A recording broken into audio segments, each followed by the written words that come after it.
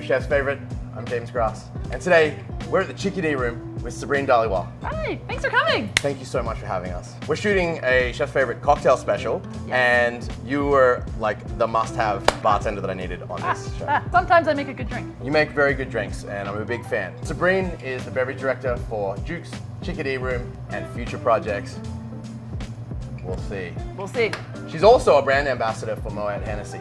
She's one of my favorite bartenders in the city and makes some of the best cocktails. And today, we're going to be learning about her favorite holiday cocktail. What are we making today? How about you tell us the story of when I sent you the recipe? It's a fun little story. So we're making a rum-based cocktail that I'm not very good at pronouncing. I think it says rum pum? Something like that, yeah. Right. But if you say it fast, it's like the song, you know. Rum pum pum. Little drummer boy. Okay. Little holiday cocktail. And by the name, it sounds like there's rum in it. There is rum and there's apple. Pum.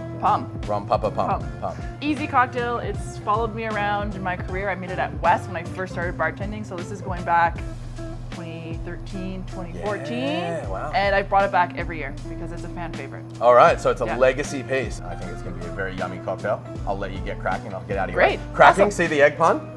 I like it. I like it. So when you're making cocktails at home, mistakes happen. So always start off with the simplest ingredient that costs the least. So we're just going to use an egg, whole egg. Just drop that in. Fresh is best, so always go out and buy fresh eggs. Then you're going to use some fresh lemon juice. I've already pre-juiced it, 20 mils or 3/4 of an ounce. Add that in. Thing with cocktails at home is that you always want balance. If you're adding sugar, you want to make sure you're adding acid. But we're going to add our little sugar component. We're going to add some sour apple liqueur from Giffard. We're going to add 1/2 ounce or 15 mils. We're going to add the Mantuan from Diplomatico. Nice Venezuelan rum. I'm feeling festive today, so we're going to go 1.5 ounces. There's a syrup in this, and it's making this room smell amazing. So it's just water boiled with allspice and cinnamon. Let that boil for 15-20 minutes. You're going to infuse that water, and you're just going to add sugar to that syrup. But I've pre-made that, so we just have that right here. And we're going to add 15 mils or 1/2 ounce. If you want to get really creative, you can add a little bit of bitters. I find bittered Sling, their plum and root beer bitters is great for holiday cocktails, and it pairs wonderfully with aged spirits, specifically rum. I'm going to add 2 dashes. We have an egg. It's big, it's clunky, it's taking up a lot of space in our tin. We want to break that up, so you're just going to do what we call a dry shake. Close your tin and just break that up. Now if you look, it should be nice and frothy on the inside. All that egg is broken up. Now you can add your ice. Pro tip, if you're hosting a holiday cocktail at home, whatever ice you have in your freezer, get rid of it. Make fresh ice. Add that ice in and shake it hard. We're rocking this awake, we're not rocking it to sleep. That should be good. Nice and frothy, it's nice and cold. This is essentially like an easy, fun riff on an eggnog or a flip. We're just gonna strain that into our glass. And for our garnish, again, staying in that holiday theme and spice, just grate a little bit of fresh cinnamon on top. That's it. Cheers. Rum pum pum pum pum. Also, breakfast of champions on Christmas morning. Could you garnish it with bacon? You could. So there's a whole egg in here. There's a whole egg in there. How does that work? Eggs have been used in cocktails for a very, very long time, and it just adds this really wonderful texture. You don't really taste the egg, but you get the texture. It's rich, it's creamy, you get that nice foam as if you were having a sour, but you can tell it's a little bit yellow from the yolk. I love sours, bourbon sour, New York sour, all that kind of stuff. But that's usually just with the egg whites. That's right. So the yolk component, is that what gives it that silkiness? Yeah, that more rich, big mouthfeel. That is big. You add a little bit of cream and you got yourself an eggnog. Oh, sneaky. So Sabrine, I've known you from around the Vancouver industry for a long time. You're not originally from Vancouver, right? I'm not. Where are you from? I was born in the Netherlands. Okay. Hence the tall, blue eyes, blonde. You are very tall. Yeah, yeah. I grew up in Ontario on the border of Quebec, so I speak fluent French as well. Oh. Unwillingly moved to Saskatchewan at 15. Moved to Vancouver in 2009. End of 2009. I came here for the Olympics. I was only supposed to be here for 6 months, just have a good time. Truth be told, I was hanging out with my roommates at the time. We had worked together in Jasper. And he's like, "You're not traveling this winter. Why don't you just go to school in Vancouver. Sure enough, whip out the laptop, enroll myself into the hospitality degree program at Vancouver Community College. Okay. Drunkenly at 3 o'clock in the morning, and I've been here ever since. And they were like, you're approved. If you're saying it at 3 a.m., you're ready for the industry. Yeah. I also moved to Vancouver with an eye for the Olympics. We just interviewed with Grant Seeney, who moved here for the Olympics. Pretty big deal, the Olympics, eh? Yes. Where did you work during the Olympics? Nowhere. Nowhere? Well, I didn't work anything with the Olympics. Okay. Sorry. I did work. I was working at a small little European bistro, is what it was initially opened as, the Marquis in South Granville. Wow, that's a throwback. That was my first job in the city. Okay. Is that your first hospitality job? No. Small town Saskatchewan, there was like that corner restaurant that everyone knows, and so I was working there, I was serving there, working at the gas station as well, so I've always worked with people. Going through university, I worked as a server as well. I moved to Jasper and I worked in the restaurant there. So you're inherently a hospitality person? Yes, whether you like it or I not. am a university dropout because, I know, I was in school for microbiology, so I'm a nerd. Wow. Yeah, I'm a nerd. Did not see that coming. My parents were pissed. They were so mad.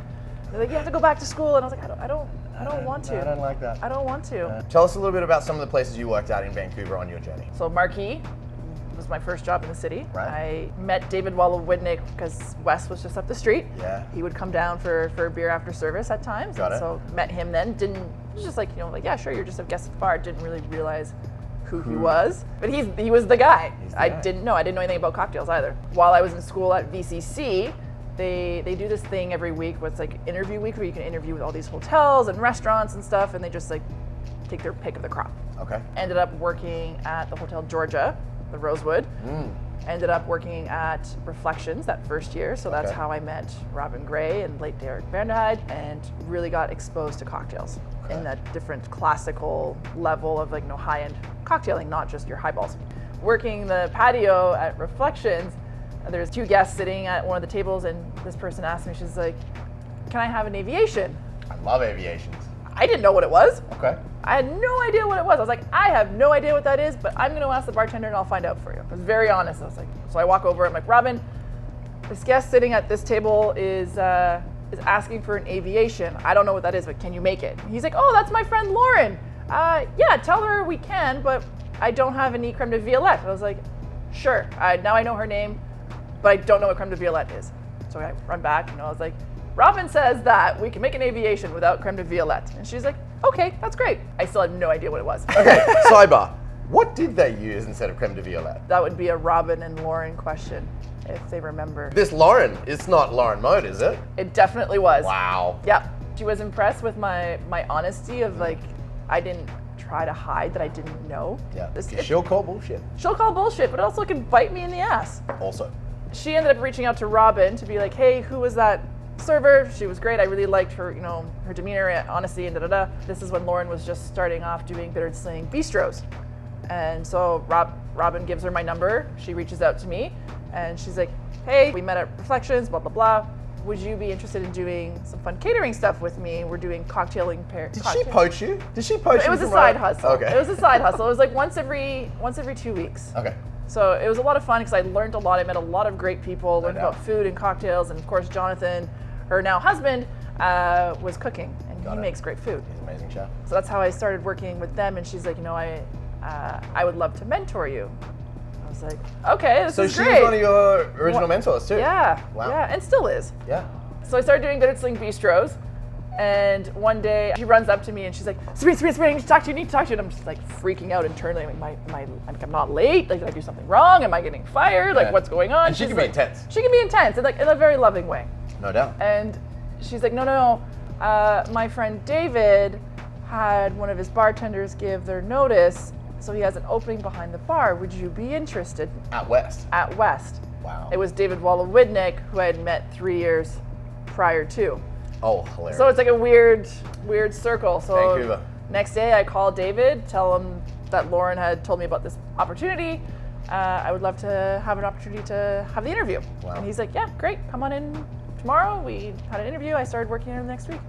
Wow. I'd like to ask you some other questions about Vancouver. What is your favorite local distillery? Vancouver's got a pretty good distillery scene these days. We certainly do. Lower Mainland. Can I explore outside of BC. Vancouver? All right. I've always been a fan of Okanagan Spirits. Yep. They are definitely the OG, one of the OGs. And I think Woods. Woods? Yeah. Woods? Who's Woods? In North Van, like Woods Amaros and stuff. Oh, okay. Yeah, they make some amazing stuff. Sons of Vancouver is their, I've but heard like of Sons yeah, of Vancouver. yeah, Sons of Vancouver. Like their amaretto is amazing. Their Amaros are fantastic. They're doing some really fun, cool stuff. Cool. Favorite brewery? Parkside. Parkside. Bang, Yes. knew it right away. Yeah. I love Parkside. Parkside Pilsner. Good Yes. job, Parkside. Yeah. Sam, thank you. You're always supplying me with making sure I have a fresh tap. Good job, Sam. Yeah. What about favorite BC winery? Oh, there's so many. Mm-hmm. Okay, red, Soyuz La Rose. Oh, classic. White, the Hatch. The Hatch? Yeah, What is that? they're a Bianco.